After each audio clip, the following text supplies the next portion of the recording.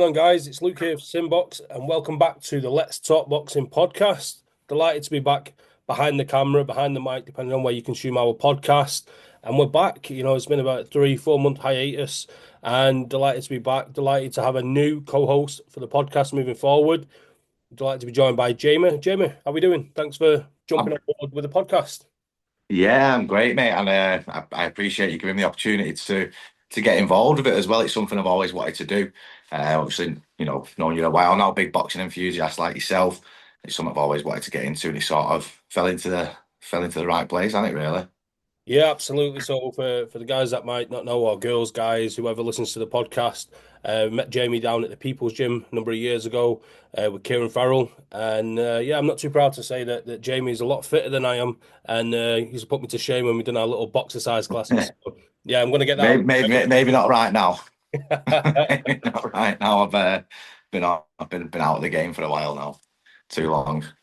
So speaking of being out of the game, Jamie, one thing that I've been gutted about with the podcast not being about not producing content. Obviously, we spoke off camera the reasons why I've been away. It's not something I'm going to put in the public domain, but it's Yeah, boxing we've missed out on. Chris Eubank, Conor Benn, the egging incident was the last thing that I was at publicly for SimBoxx. And to yeah, be kind of high and then not produce anything after that. Ben Whitaker against Liam Cameron, Kakachi yeah, against Lee Wood. There's been so many big events, but we're back, and that's the main thing.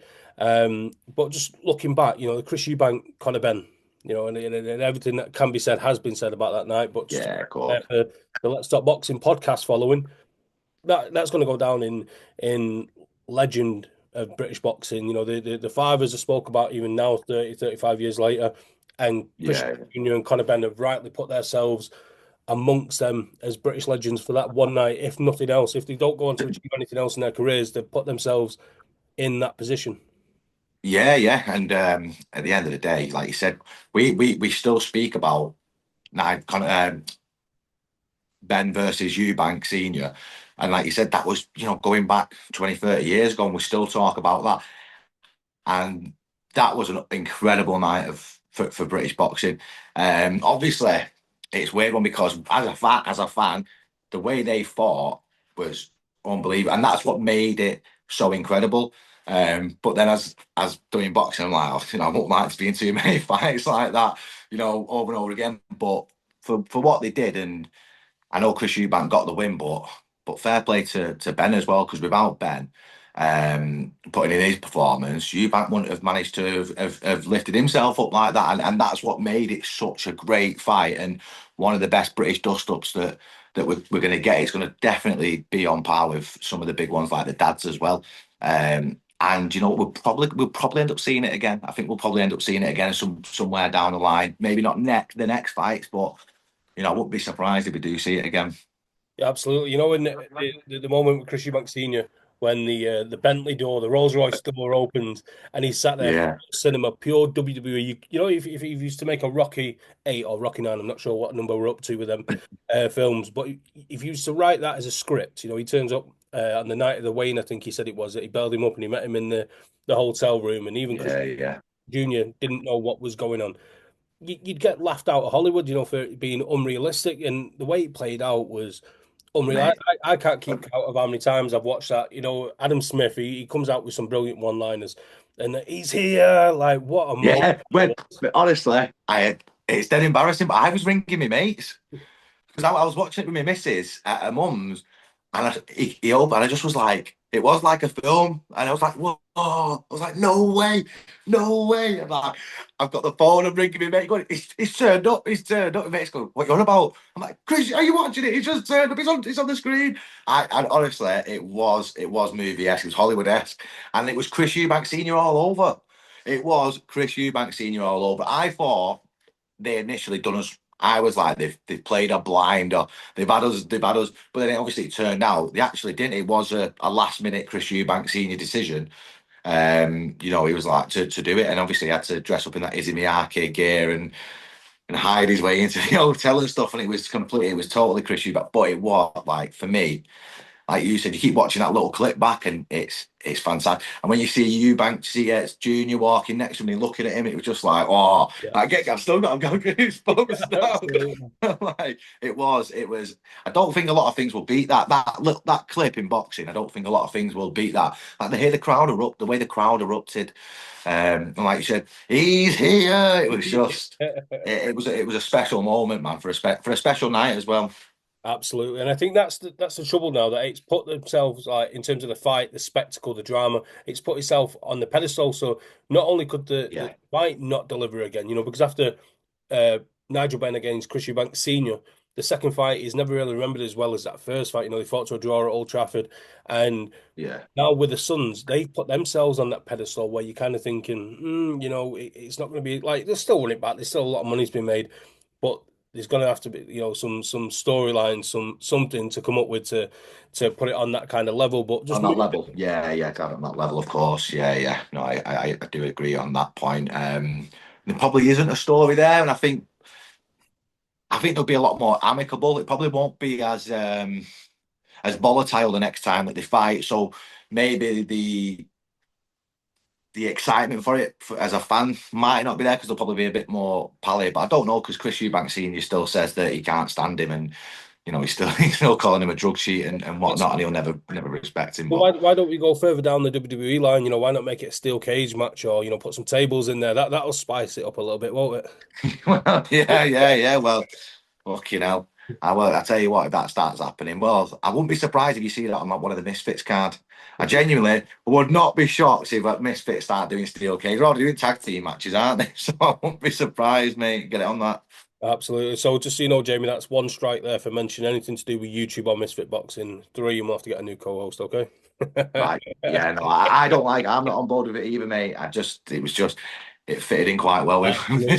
So steel speaking of this cage. podcast, it kind of interlopes quite well. There's no British boxing on this weekend, in terms of the mainstream.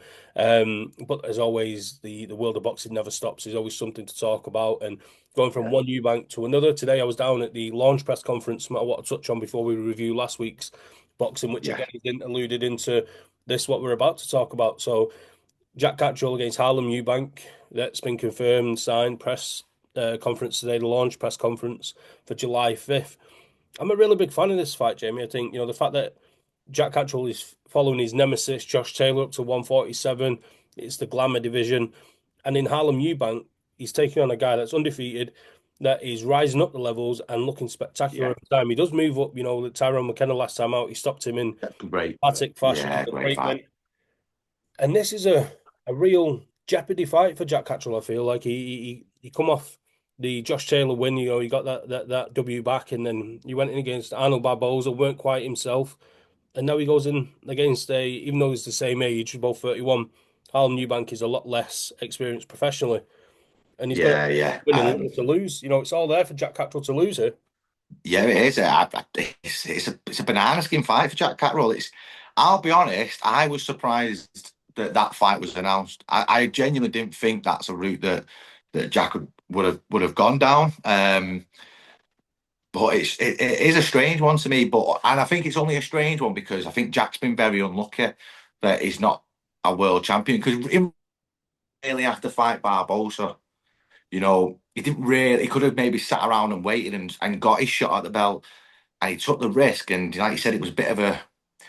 I wouldn't say really much of an off night for him. I think Barbosa boxed fucking really brilliant on that night and made it hard work for Jack. But yeah, I can see he didn't really look himself, Jack. But I think this is a really banana skin for him because if he loses it, where does he go? Where does he go? And it's like it's all win-win for Harlem. And coming off the back of that Tyrone McKenna performance, I was genuinely a bit like, whoa, I didn't think Harlem had that in him. I really didn't because I've seen some of his fights, but that one, I thought Tyrone was going to give him a really hard night's work.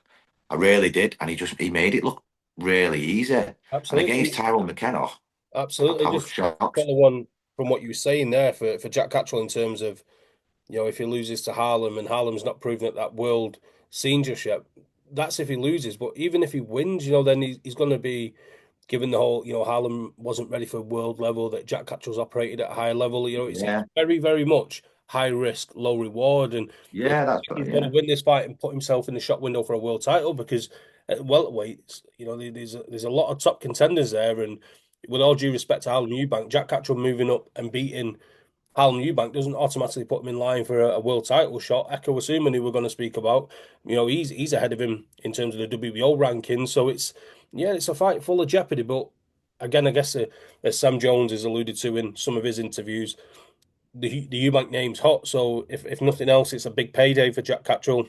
It's another headline event in yeah, the sector. Um, but he's deserving of being a world champion, and he's risking it all again. He tread water one too many times down at 140.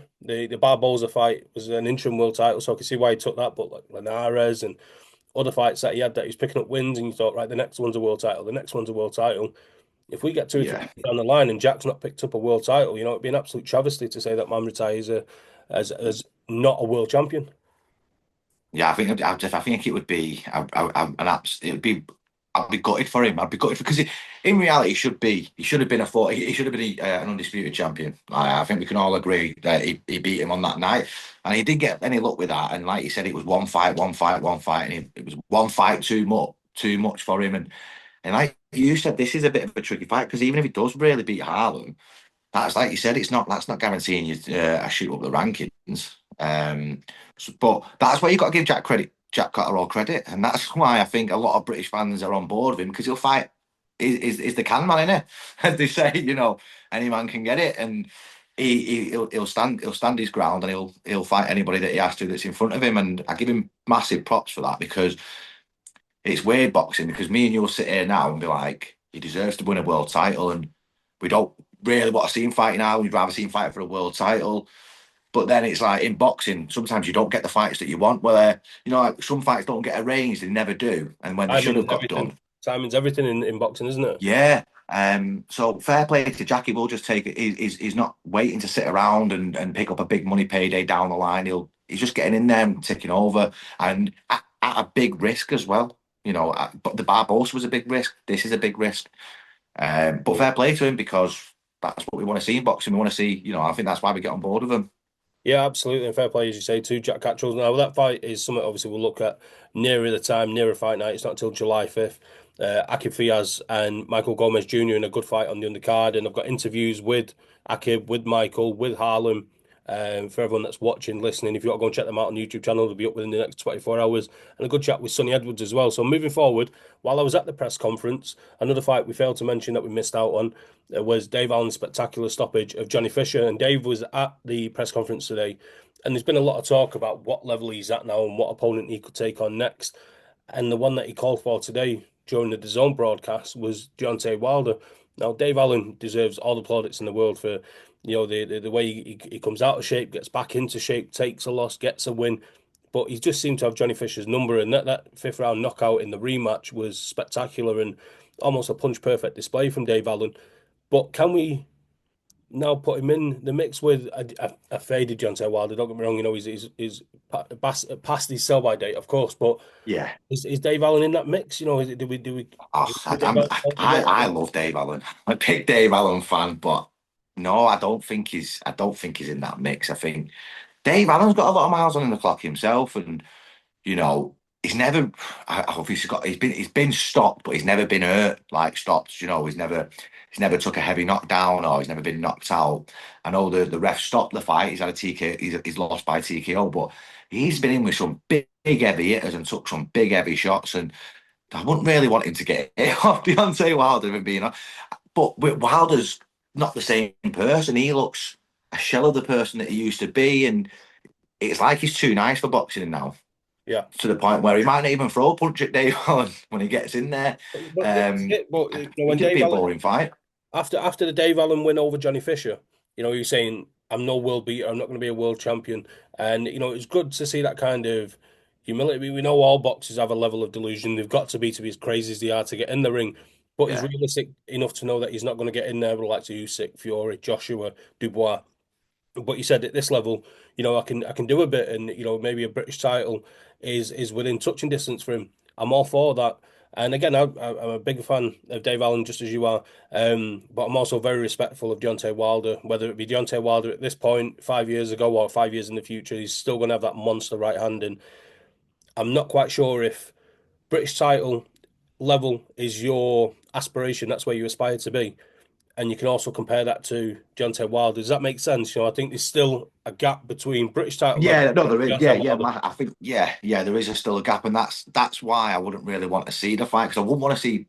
Yeah, you just touched. He's still got a monstrous right hand. Whether he's the same fighter or not, that power's never going to leave him for a very, very long time. And I just think Dave's there to be it. That's the way his style. He's there to be it. I just don't think it would be a good move. And I don't, like you said, don't think there is still that gasping class between British level and where Deontay Wilder is, even though he's lost a few. When you talk about who he lost to, he's lost to Jelly Zhang, Joseph Parker, and Tyson Fury. Who were all phenomenal boxers. So no, and I think you're right. British level's about right for him. I can't see him fighting Fabio Wardley because I think he's going to move on to other things. But he could fight. Depending on what happens with Adelaide and TKV, he could end up fighting them for a British title bout, and I wouldn't have any qualms with that. Solomon De Crea. So, fighting for a British title against that level of opponent, I think that's probably whereabouts Dave Allen is, and with no disrespect to Dave Allen, because that's still an incredible achievement to be that to be British level fighter. Yeah, absolutely. And moving forward, just because we've got so much to try and fit in to the episode today. Saturday night, Scotland, Glasgow, we had the Queensbury show, and it was headlined by Yeah. Josh Taylor against Echo Asuman, as we've alluded to earlier. And it was a great card for me, Jamie. I really enjoyed the show. I watched quite a large chunk of the undercard, and of course, Moses Itauma, one of the most exciting prospects, not only in British boxing but in world boxing. I think that was the first fight we spoke about over text, and he's Yeah. must see TV, isn't it? We'll touch on him. Nate Collins picked up a great win over Lee McGregor. That arguably the performance of the night, which has been overshadowed because of the main event and maybe because of Moses Itauma. And then in the main event, Josh Taylor moving up. It seems to be an age that we've been waiting for him to move from 140 to 147. And Yeah. I always thought this was a bit of a banana skin with Echo Assuming, and Echo's a severely underrated fighter.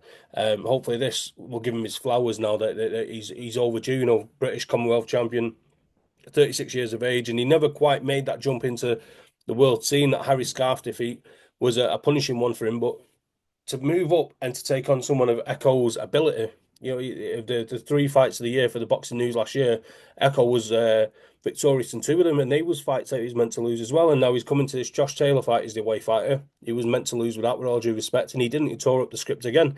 And Yeah. yeah, I think first and foremost, we'll touch on Josh Taylor and the move up to 147, the decision to fight Echo, and ultimately his performance on the night, which wasn't good enough. He lost, of course, by points decision. Did you agree with the cards? Let's start there. Did you agree with the cards? Yeah, I'll be honest. I agree with the card. It was probably right. Taylor boxed well. He did win rounds himself, but ultimately down. Echo nicked it. Well, I won't necessarily say nicked it. He won, but like we said before, you can have a close fight and still lose a lot of rounds. And I think that was just the case. There was a lot of close moments in it, but for me, I think it was the right result. I think Echo just did enough in the rounds that were close to take them rounds, and I think Josh Taylor, I think he's starting to struggle. I know he's moved up, but I think he's starting to struggle. He doesn't seem the same fighter he was a few years ago. And he didn't seem like, I know he had Echo hurt a couple of, but it didn't seem like there were any power at 147. It was a bit strange. I don't know about you. What do you think? Did he look like he had any power?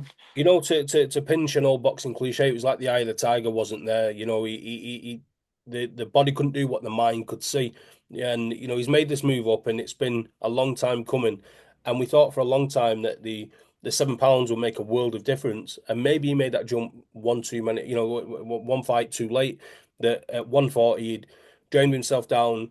Just that one too many fights. Maybe he should have moved up after the controversial win over Jack Catterall and said, if you want the rematch, come and meet me Oh, up at yeah. welterweight. But he didn't. He boiled down for the Teofimo Lopez fight. He boiled down for the Jack Catterall fight, the rematch. And you just think with Josh, he was on top of the world. Let's like give him his dues as well, because I think he's another severely underrated fighter, not amongst proper boxing fans, but the wider general public. You know, he's the first British fighter to win the four belt undisputed title. He done that on away soil. He beat Jose Ramirez, who was a legitimate world champion, and he done that, Jamie, with no British broadcaster broadcasting that fight. You know, how much of a disappointment is that looking back? I think was it 4 or 5 years ago, which Yeah, for me was his last legitimate win as well, because you don't count the win over Jack Catterall in the first fight. We all agree that he lost that fight. So 2021, I think that was. Um, so for him to achieve what he achieved, to win the undisputed in such a short space of time as well, he was fighting for the Commonwealth title in his seventh fight. He was fighting Victor Postel in the yeah, title fight before he even won a world title. Then he won the World Boxing Super Series. You know, he achieves all this, and you can guarantee if Josh Taylor walks through the middle of London or down the streets of Manchester, you know, 85%, 90% of people aren't going to recognize him, but they should because of what he's yeah, achieved, you know, and it's just a shame that he made that move too late. That, you know, let's not forget there was at one point there was talk of him moving up and fighting Terence Crawford. Now that looks like a gross mismatch. You know, if he was to have fought yeah, yeah, Terence yeah. Crawford at 147. So yeah, I've just tinged with disappointment with Josh Taylor, but disappointment for him, not in him, if that makes sense. That Yeah, yeah. it No, just I agree. I think wasn't there. The the next thing, promoters haven't helped him over here. I think the promoters haven't helped him over here, and but why do you think that is, Jamie? that Why do you think the promoters haven't really fully backed him? You know, he's been he went with Top Rank for a little while, so that took him off British screens, and then he came back with Queensbury. There was a little rumor that he was going with Matchroom. He was on some boxer shows. No one's fully got behind him, and that's it, right. He's pound for pound one of the best we've produced in the last 25 years, yeah. at the top of my mind. Why do you think it is To, that the promoters never fully got behind him? I don't know. Maybe it's something on a personal level that we don't know about. Personality clashes or so. I don't know. I can't get my head around it. Maybe Top Rank got in there early. Maybe signed some exclusivity deals. He can't go with a certain one when he leaves. We don't know. We might never know. But I can't get my head round why he wasn't promoted by a British broadcast. And I think that's why he doesn't get his due props from, like the hardcores do, but possibly the others don't, is because he hasn't been in the face, Well, look, that's as it. You this know, great champion. yeah, absolutely. Just to jump in there and expand on the point you're making, you know, the elephant in the room, of course, is COVID. That played a big part in the time that he was winning the undisputed world title. But just to mention there, imagine if Eddie Hearn, the way Eddie Hearn promotes his fighters, if he had hold of a full belt undisputed world champion, Eddie Hearn would have had him on boxes of cornflakes and on, you know, Good Morning Britain. Yeah, He would have been crossing the road with old ladies. You know what I mean? I'm getting the point that yeah, yeah, he would yeah, have been absolutely everywhere with the Eddie Hearn of that time before all this bromance with Turkey and everything. He would have absolutely had him everywhere, and he would have been a megastar. yeah. I agree, 100%. And I think it's going to be one of the things that we're going to do. I think they'll look back, and I'll tell you now, I think Frank Warren and Eddie Earl probably look back when he's retired and go, do you know what? Missed a trick there, missed a trick with that. And I think Josh will probably look back and think he probably would have maybe changed who he went with, in a promotional aspect as well. I don't know, but it's always been a strange one with Josh, how he's just never been there. And like you said, and it's a shame really because he's probably going to retire now. I think that's what I think personally. I think he's probably going to retire. And it's a shame that it's going to end on the way it did without the exposure that he actually truly deserved. Because he's probably, he's better than some of the other undisputed champions that we've seen, and it's mad. And I don't really know what happened to him over the last couple of years. I don't know if the fight's gone out of him or what. I don't know. Because the guy's he's immensely talented, and would he have lost to Echo a few years ago? Like, it wouldn't, would it? And Father Time waits for nobody. And I think like you said, it's just I think everything he's done's been a bit too late. Apart from the undisputed, after that, the big fights, and it's just come a bit too late. And I think the Jack Catterall, the first fight, left a big stain. Yeah. And the fact that he didn't do anything about it straight away, that might not have helped him as well. In the whole promotion game. Yeah, absolutely. Whether it be boxing politics promoters, we'll never truly know, to be honest, Jamie. But moving on from somebody that's at the end of their career, maybe in Josh Taylor, and we wish Echo, assuming the best moving forward, hopefully he gets a world title shot of some sort because he's more than deserving of it. But someone at possibly the end of their career in Josh Taylor to somebody that's just starting out and is uber exciting. Moses Itauma, we've already touched on him briefly. Well, I'm not ashamed to say that I get giddy at this guy. You know, he really is that guy, and he really is that guy. And Mike Balogun Yeah, came in with a record, was it 20-1? He'd only been beat by Murat Gassiev. He had 16 yeah, knockouts in the 20 wins. And you know what? Again, we're giving people flowers here when they deserve it. Mike Balogun is a tough motherfucker. You know, he went down yeah. It's three, hard, mate. and after each time he got back up and he went straight at And Moses. he came swinging straight away, straight away. Absolutely, you know, and massive props to him. But Moses Itauma got the job done in the second round after three knockdowns. He owes me 35 quid because I had a bet on him to win in the first round, and he went and knocked him out in the second. But that's by the by. Just how good is Moses Itauma in your opinion, Jamie? I think he's fantastic, mate. I honestly think. I think he's going to go on and win a world title. I watch him and he does. Do you know what we said about Fury being this big guy moves like a welterweight? Well, with Atoma's the same, mate. He's got bigger as well over the last couple of years. He's putting a bit aside, and he's so nimble. But everything he does, like watching him, and it's sort of not everything is perfect, but he does everything to such a high standard that where is his weak point?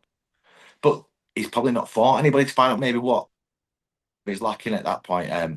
But I was talking about him today in work actually, and I think he's at a bit of a that's win kind of leaves him in a bit of a well, where'd you go with him now?